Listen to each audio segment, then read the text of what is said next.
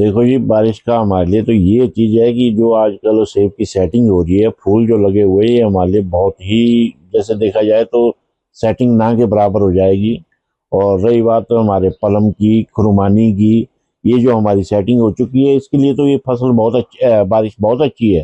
पर मेन चीज़ देखा जाए तो जैसे अब सेब के लिए है, नाशपाती जो है इसकी अब फ्लावरिंग अब हो रही है, तो इसमें हमारे लिए दिक्कत हो जाएगी, क्योंकि मधुमक्खियां इसमें ना इधर उधर जाएगी, ना परागण हो पाएगा, और सेटिंग भी बहुत कम हो जाएगी।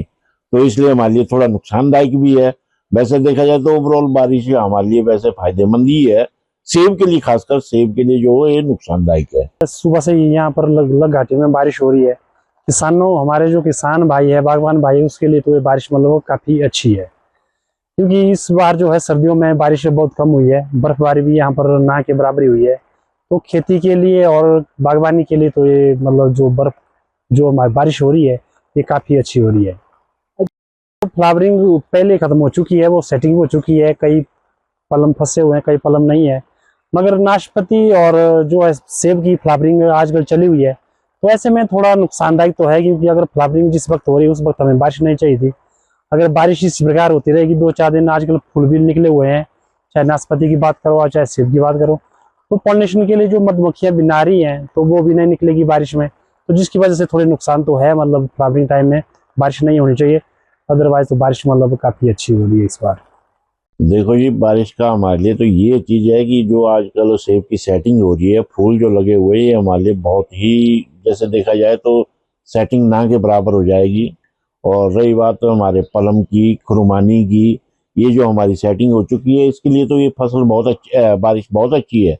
पर मेन चीज़ देखा जाए तो जैसे अब सेब के लिए है, नाशपाती जो है इसकी अब फ्लावरिंग अब हो रही है, तो इसमें हमारे लिए दिक्कत हो जाएगी, क्योंकि मधुमक्खियां इसमें ना इधर उधर जाएगी, ना परागण हो पाएगा, और सेटिंग भी बहुत कम हो जाएगी। तो इसलिए हमारे लिए थोड़ा नुकसानदायक भी है। वैसे देखा जाए तो ओवरऑल बारिश हमारे लिए वैसे फायदेमंद ही है। सेब के लिए, खासकर सेब के लिए जो है ये नुकसानदायक है। सुबह से यहाँ पर लगभग घाटी में बारिश हो रही है।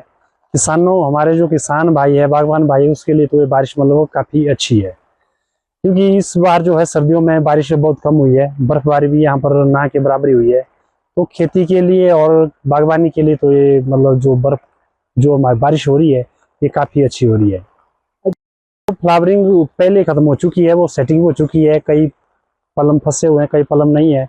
मगर नाशपाती और जो है सेब की फ्लावरिंग आजकल चली हुई है, तो ऐसे में थोड़ा नुकसानदायक तो है, क्योंकि अगर फ्लावरिंग जिस वक्त हो रही है उस वक्त हमें बारिश नहीं चाहिए थी। अगर बारिश इस प्रकार होती रहेगी 2-4 दिन, आजकल फूल भी निकले हुए हैं, चाहे नाशपाती की बात करो और चाहे सेब की बात करो, तो पॉलिनेशन के लिए जो मधुमक्खियां बिना रही हैं तो वो भी नहीं निकलेगी बारिश में, तो जिसकी वजह से थोड़े नुकसान तो है। मतलब फ्लावरिंग टाइम में बारिश नहीं होनी चाहिए, अदरवाइज तो बारिश मतलब काफी अच्छी हो रही है इस बार।